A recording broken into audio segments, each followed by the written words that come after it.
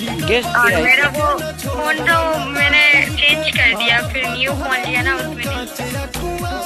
एक आईडी मेरे पास होगा, ये वाला आईडी चाहिए तुमको? मैंने ना अभी तो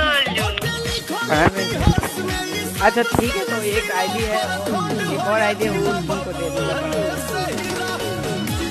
अभी मैं बाद में खेलती हूँ, ठीक है, क्योंकि यहाँ पे करंट नहीं है ना, फोन में चार्ज भी नहीं है, उसको पता लगेगा मैं खेलूंगी। और बोले हैं, हेलो, हाँ बोलो। एक बात बोलूँ, गुस्सा तो नहीं ना होगी? मैंने आपको आपके फ्रेंड को भी बताया था।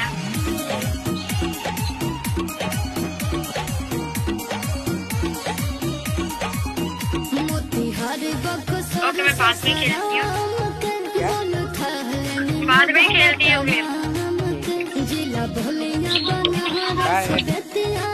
हाँ बाय।